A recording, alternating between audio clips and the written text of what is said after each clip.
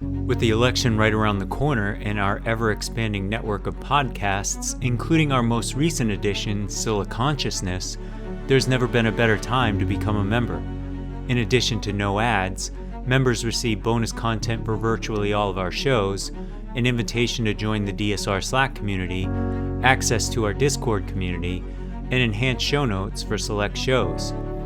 Our goal is to make the DSR Network membership accessible to everyone, so for the month of May, enjoy 60% off the normal monthly or annual price for the first month or first year. Visit thedsrnetwork.com/buy and enter code MAYDAY, one word, at checkout. That's thedsrnetwork.com/buy and code MAYDAY. Thank you very much for your support.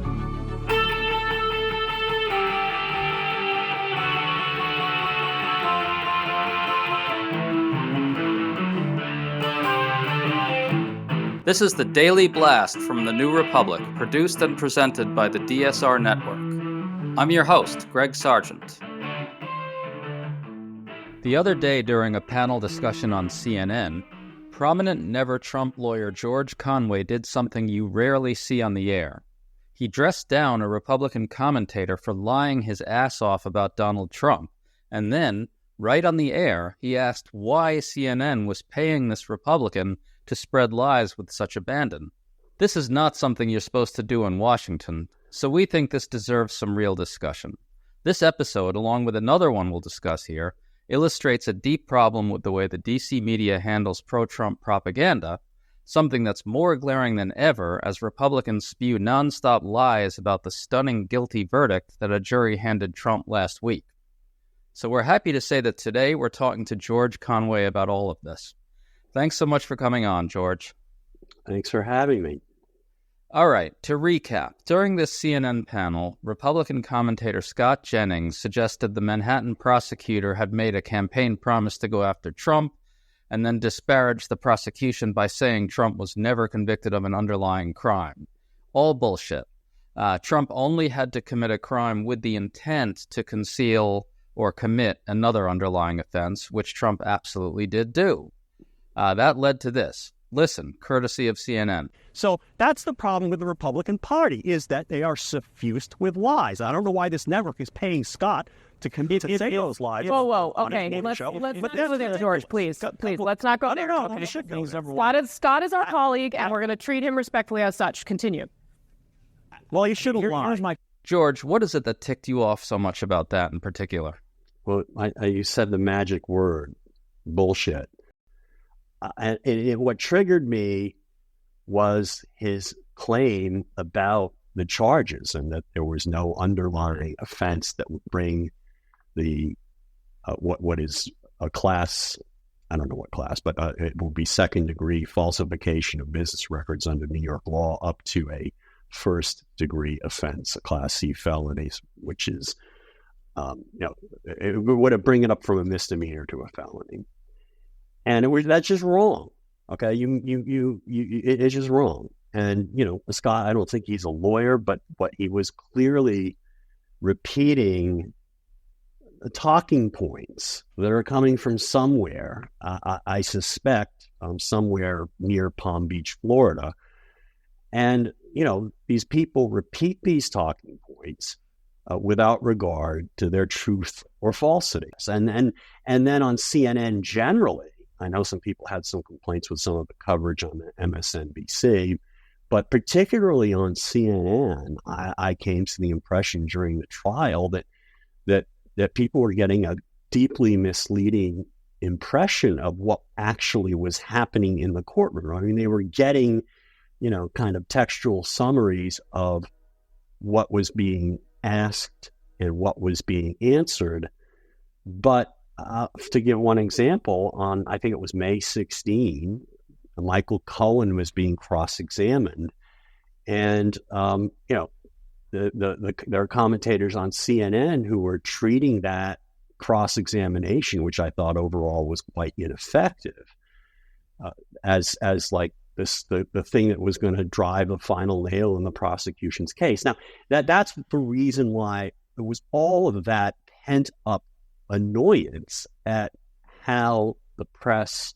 and others and the MAGA types had been portraying the trial and how successful they were in infiltrating people's minds.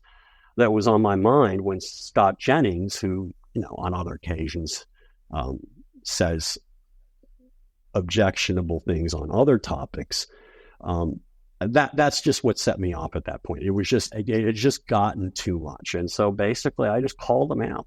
It's just lies are lies. And I think one of the reasons why, I know this is an excessively long answer, they are able to do this is that the people responding to them are too polite. I mean, you say, well, I disagree with Scott. He's no. They're lying. They lie. And that's how bad this is. And that I finally decided to say it. And the notion that he's doing it as a paid contributor to CNN really gets my goat. And frankly, gets the goat of people at CNN. That's interesting. Well, I want to ask you about that in a second, because you're getting at something critical here. I think Republicans would have a larger time getting away with this if it weren't for the rules of civility in DC media that require one to refrain from pointing out that networks are not obliged to platform their lies. That's what we saw with your exchange. Pointing that out was seen as a violation of decorum. You got told off for it. Yeah, I was told off for it. I expected to be told off for it, and I actually don't fault Casey Hunt for doing what she did. It's kind of like, sometimes in a hockey game, you get some pushing and shoving in front of the goal, and no one's going to get hurt, but the linesmen have to come in and separate it. And no, she I don't fault Casey for doing that, and so I do, but I'm ready to say this more, including today, because I do think it's a problem, and I think it's a problem.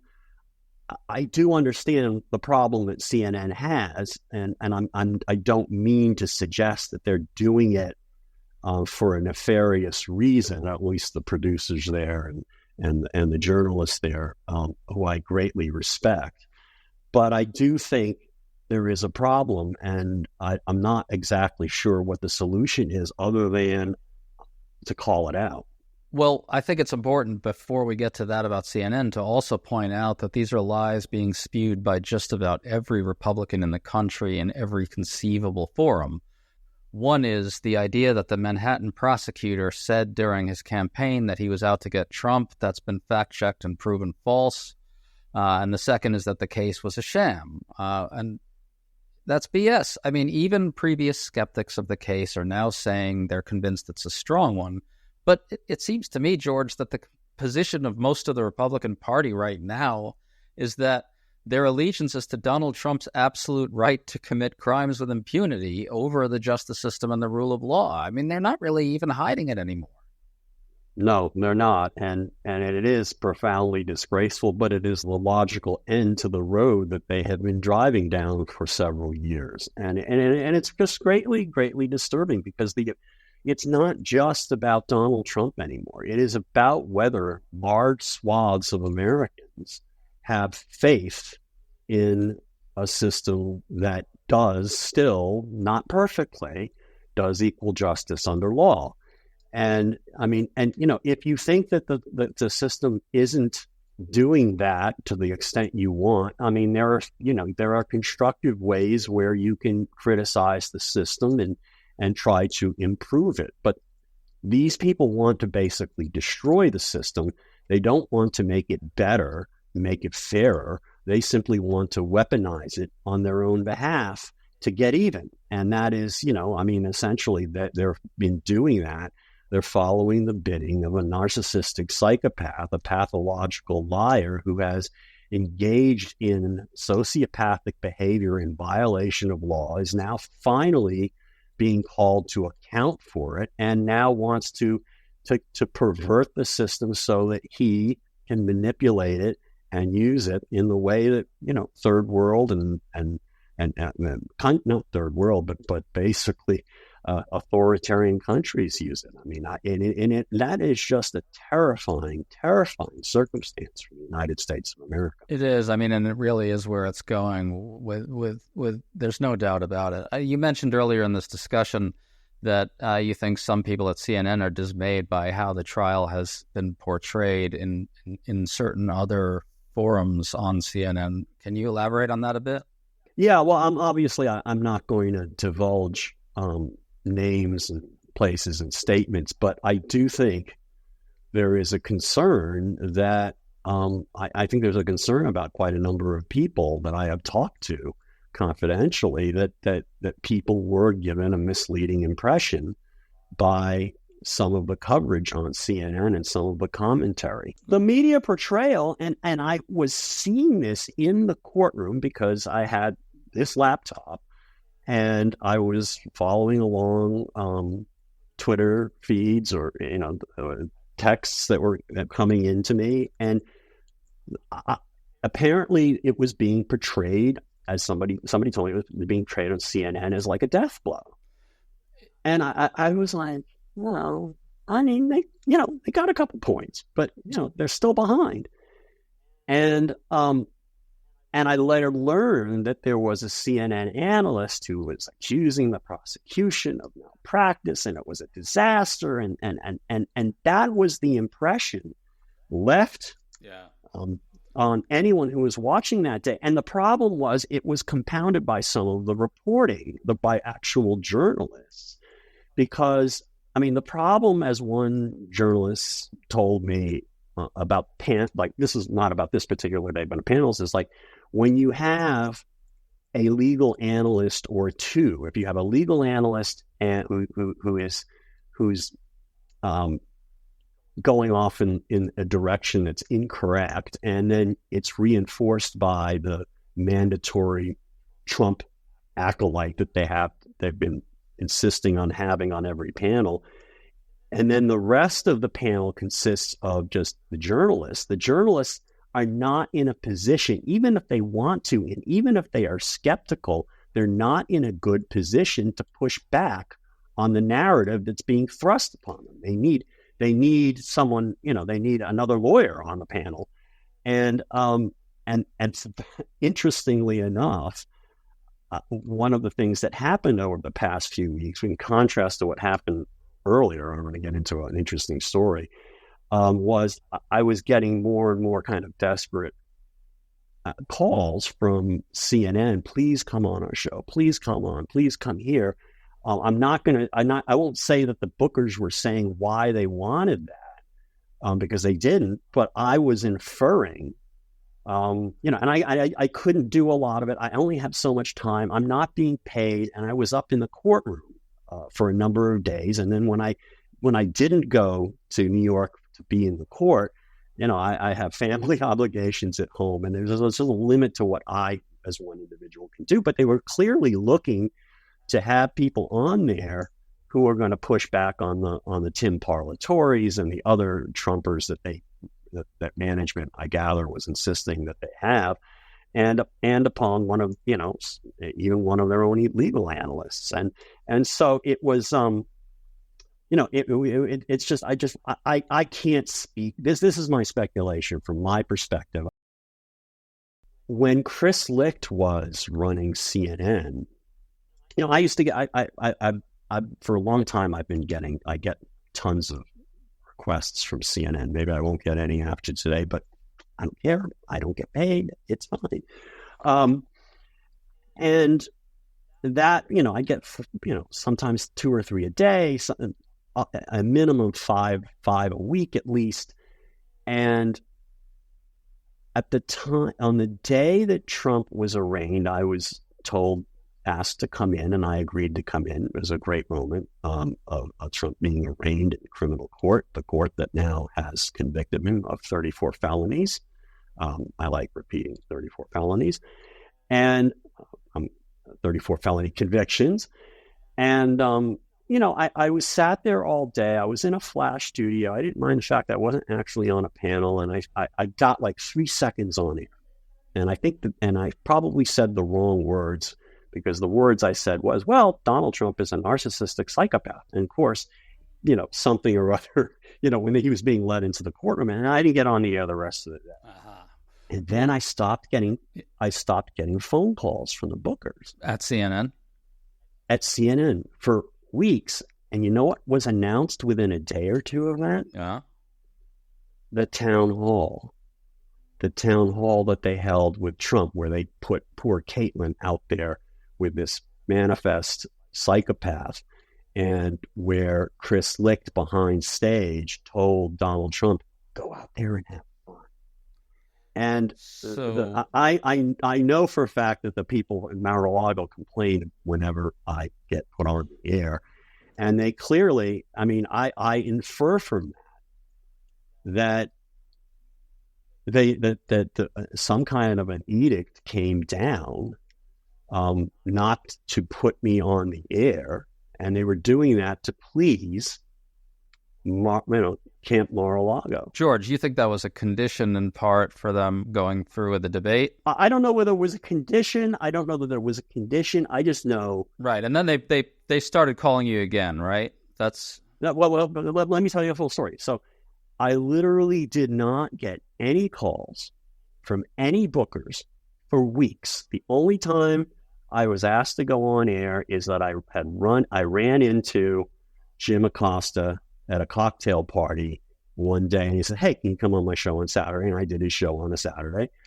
But other than that, there were no other requests. The bookers would not call. And these bookers are,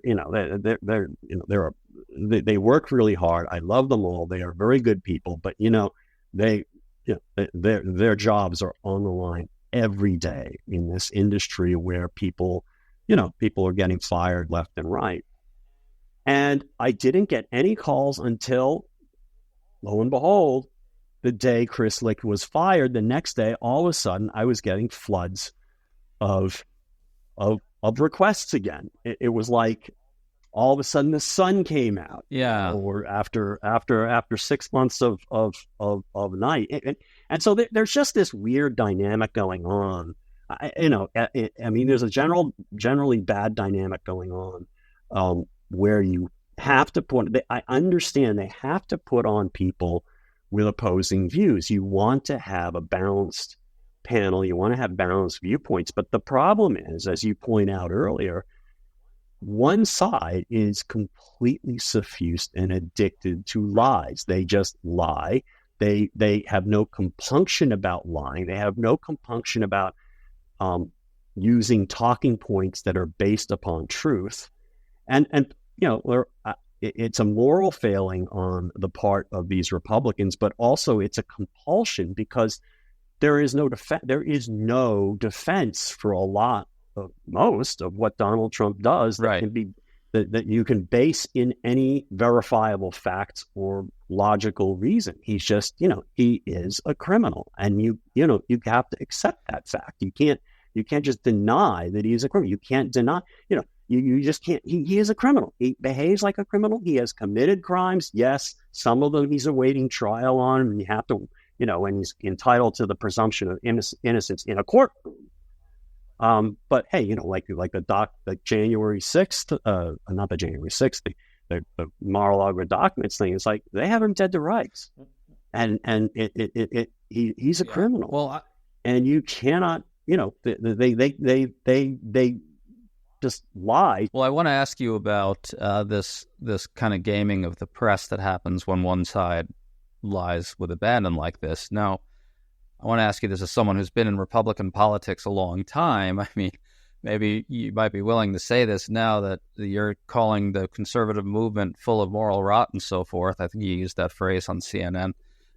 Republicans, let's face it, have long known they can game the media this way, right? I mean, they have long known that news organizations feel like they need to platform their side of any given argument, and that as a result, Republicans can exploit that sense of obligation to inject pure bullshit into the discourse. They know that, right? They've long known this, yes? Yeah, well, that's been going on for a number of years, but it's reached a completely different stage now, and I think, the Republican critique of the mainstream media isn't without some foundation, because there's no question that the media is more liberal than the rest of the country. And there's absolutely no question about it. It's always been true. And I'm not talking about in the reportage of facts. It's in the emphasis of subjects that are covered. And I'm not talking about today, because today we're in a completely new world. But historically, that's been true. There's just a tendency to emphasize things that reflect your worldview and not of others. That being said, I mean, there's some amazing journalism where journalists go out and try to understand what is going on and what the arguments are being made by people they might personally disagree with. But I think that had that resulted in, I think there's just a very, very, very cynical mindset. That's what they use to justify bullshit. They don't want to actually engage in factual back and forth and substantive arguments. And as a result, they've lost the ability to do it. And as a result, they've lost the ability to check their own behavior and their own morality, because they simply deny the existence of right and wrong, and they deny the existence of truth and lies. They basically have gotten to the point where they seek an objective, and they will say whatever it takes to get to that political objective, whether or not it is based in facts or logic. And they know they can game the networks and the press to some extent, because they're going to say, you didn't present our view, but there are limits to that. I mean, the press, was very good at fighting back at the stolen, and I thought was reasonably good at fighting back at the stolen election narrative. But, it's exhausting. And that's, for example, is why that town hall with Donald Trump wasn't Caitlin Collins' fault. I think Caitlin is a wonderful journalist. I adore her. But when you're there one-on-one with Trump, and then you stack the audience with people who are hooting and hollering and shouting down the questioner, he's just, you cannot, every lie he spouts out takes 5 seconds max, and then to unpack the lie and to say why it is a lie takes a couple of minutes, and you can't do that. Right, and then there's actually something worse here that we see, which is where sometimes you see journalists actively picking up the lie and amplifying it unprompted. So I want to bring in another episode here, right?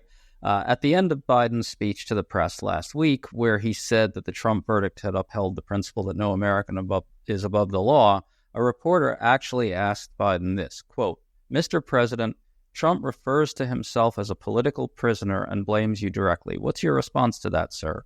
Meaning to the president. I mean, the careful listener will note that the entire basis for that question is Trump propaganda, and the reporter felt zero compunction about echoing this propaganda. Well, yeah, I actually like the question. I'm going to say, and I'm going to say that because it's a, when I don't mind people asking, Donald Trump says X being a ridiculous proposition, because I like answering those questions. And the answer is Donald Trump did it to himself. He's not a prisoner, by the way, but if he's a convicted felon and adjudicated rapist, and the jury's found him to be so, the reason is that's because that's what he is. And that would be my answer. It's a good answer, no question. I actually want the press to put Donald Trump on more now, because I think the more people see him, the more people will be persuaded he's an absolute nut job, that he's cuckoo for Cocoa Puffs, and that he's gone off the deep end in a way that, he's gone off several deep ends, but he's going off the deepest of deep ends right now. For example, was that rally he held 2 or 3 weeks ago, and he was talking about, his friend Hannibal Lecter and saying nice things about Hannibal Lecter. The reaction to Trump after January 6th and after he left office was to deplatform him. And I think that actually has advantaged him. And I think actually, I don't think the fact that, I think the Republicans are all lying to suggest that being convicted of 34 felonies is helpful to a presidential political campaign. Right. They're trying to get the press to say that. They're trying to get the press to say that. It's not helpful. It may well bind him closer to the cult and may make him some money, which hopefully he'll get to pay to E. Jean Carroll. The trial actually sort of helped him in a way that I didn't fully appreciate until it was happening. There's all this coverage about the trial, but it's all back and forth. It's all complicated. It's this, it's that. It's like, and nobody knows what the score is. And you have the press trying to make it seem like it's more of a competition than it actually is, because that makes it more exciting. I mean, that's part of what was going on with the coverage. Is like they, Trump's lawyers score one small point against Mike Cohen late in the day, late just before lunch one day, and the rest of it is just dribble. They focus on that one thing because that's the only exciting thing they had all day. It's not exciting to say Todd Blanche meandered and asked questions about how many times Maggie Haberman, who's Maggie Haberman, by the way, and put Michael Cohen in the newspaper. I mean, there was just so much junk.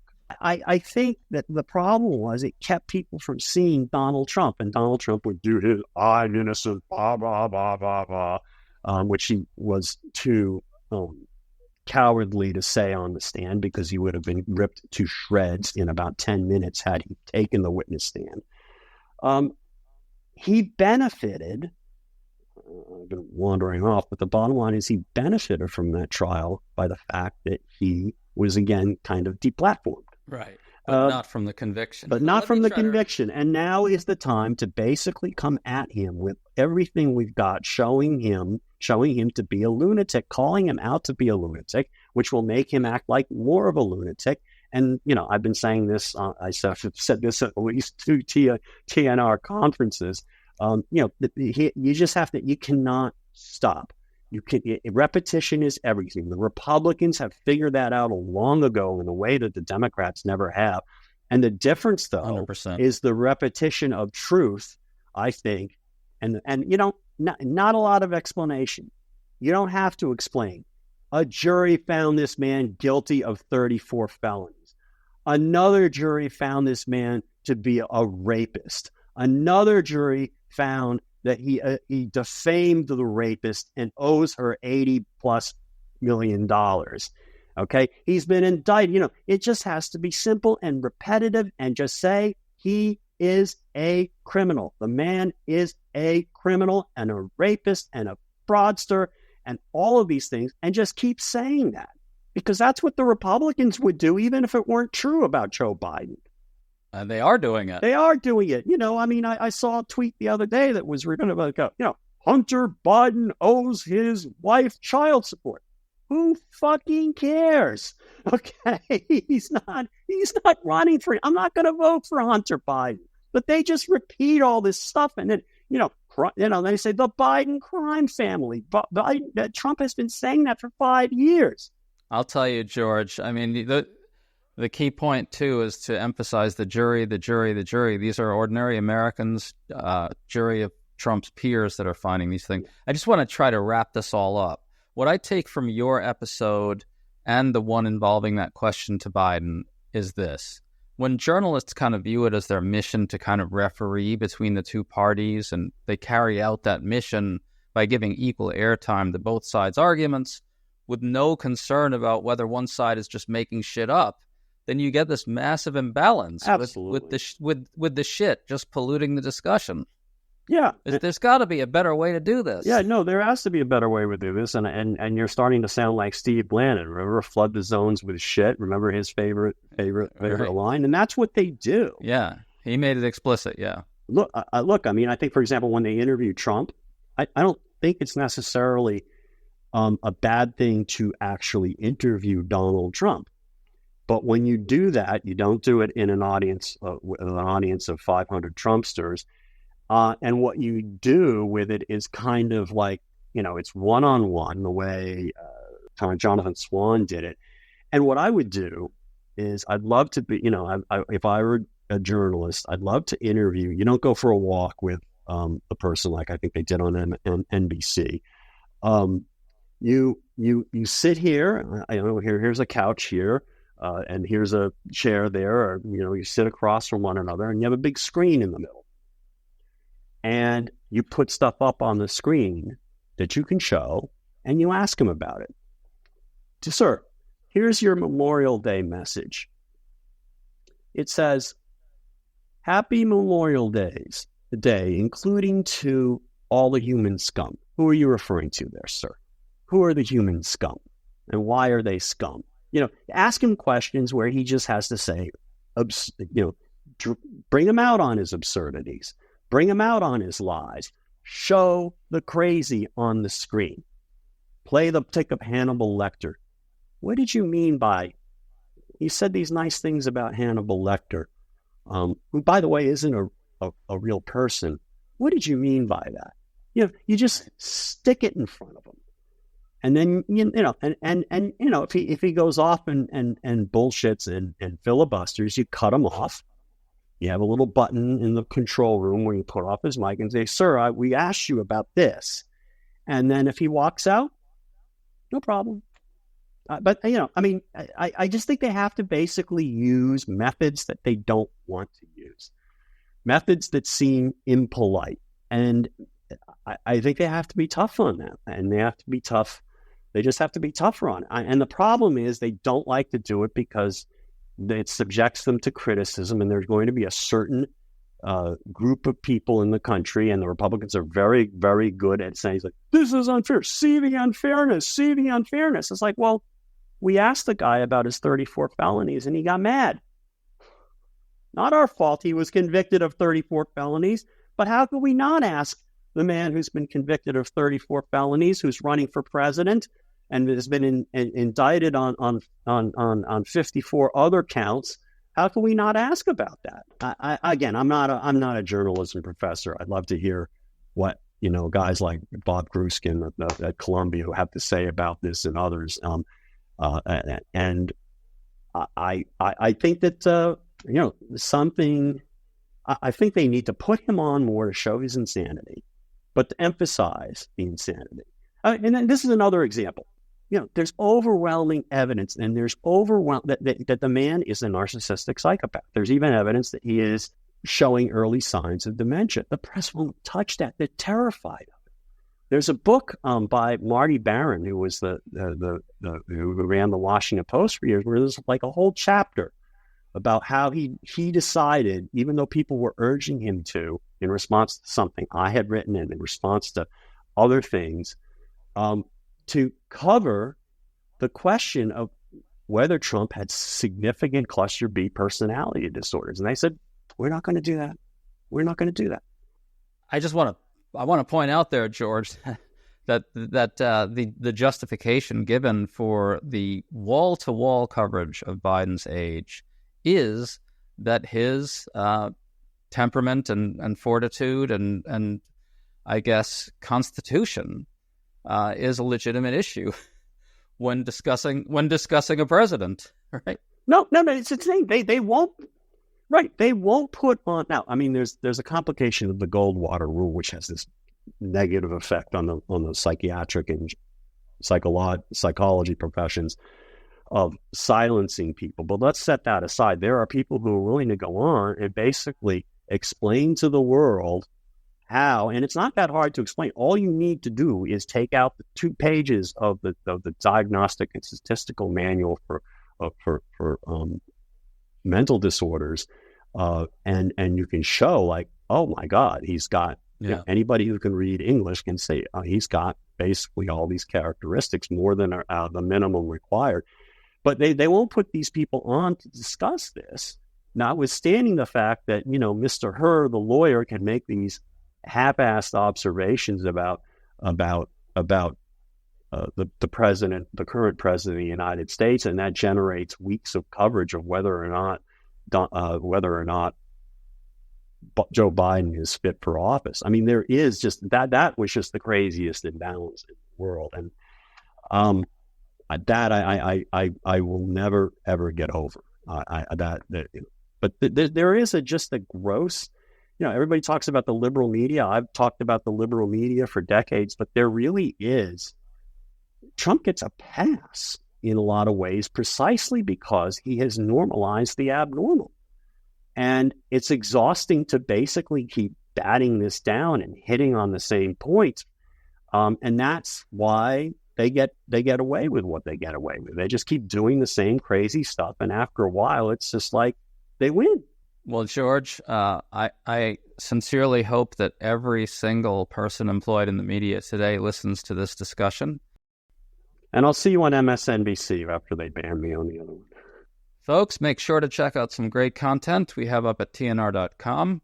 Matt Ford looking at the long and daunting legal road Donald Trump faces now, and Kate Aronoff explaining how Claudia Sheinbaum could change Mexico if she wins Sunday's presidential election. We'll see you all tomorrow.